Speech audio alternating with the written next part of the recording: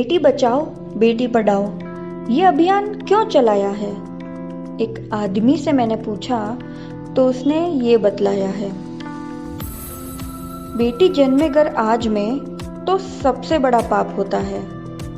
कौन संभाले कौन उसे पाले, वो छाती पर बैठा काला सांप होता है। पहले उसको पढ़ाऊं लिखाऊं काबिल बनाऊं, करूं हर इच्छा पूरी उसका साथ निभाऊं। एक दिन तो उसको दूसरा कुल ही उजाना है, मेरे किए हर खर्चे पर पानी फिर जाना है। बेटा कम से कम मेरी पूंजी तो लौटाएगा, पैसा एक डालूंगा तो 10 बन के वापस आएगा। घाटे के सौदे में मैं कभी हाथ नहीं डालता, बेटी के ऊपर जीवन भर का खर्चा ना बाबा ना, मैं नहीं पालता। हंसी आने लगी मुझे उसकी बातें सुनकर। सोचा कितना फक्र है उसे अपनी बेवकूफ़ी पर। ऐसी छोटी सोच वाले लोगों को ये नहीं पता होता कि पैसा सिर्फ हमारी ज़रूरत है जो सामान खरीद सकता है, सम्मान नहीं। क्या बिना बेटी के कभी कोई घर चला है? क्या तेरे पिता ने तुझे अपनी कोख से जना है? तुझे बेटी के जन्म का इतना दुख ढाया है तो बता किसी और की बेटी को तू अपने घर क्यों लाया है? कर लेता शादी किसी के बेटे से, बेटी के जन्म का सिलसिला ही मिट जाता। तू बार बार कोख की जांच करा लेता है, हर बार भ्रूण हत्या से तो बच जाता। तुम जैसों की अकल को ठिकाने लाना चाहिए।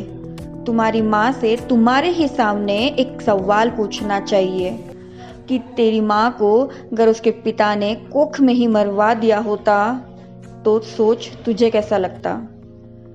माँ बेटी बीवी बहन सब तराजू के एक पलड़े में हैं। दूजा पलड़ा उस जालिम समाज का है जो वक्त बेवक्त इन्हें चीज़ों से तोलता जाता है। कभी खासम खास मोल पाता है तो कभी मार के मिट्टी में डाल आता है। बंद करो इस पाप को, शर्म करो, देखो अपने आप को। लक्ष्मी को घर की लक्ष्मी पर व्यय करना तुमको गवारा नहीं? क्या एक बेटे की तरह उसने तुम्हारा मान संवारा नहीं? दिक्कत तुम्हें प्रथाओं से है, दहेज से है, मोटे बोझ से है, तो क्यों ना ऐसी दिक्कत को ही मिटा दिया जाए। नहीं दूंगा दहेज, नहीं करूंगा सौदा, साफ साफ कह दिया जाए। जिस किसी को अपना घर पैसों से नहीं प्यार से भरना है ना, वह खुद चल कर तेरे पास आएगा। बेटा हो या बेटी, संतान सिर्फ तुम्हारी है ना, खत्म करो वजूद इसका, जिम्मेदारी तुम्हारी है। खूब पढ़ाओ खूब बढ़ाओ, करो दोनों को साथ में खड़ा।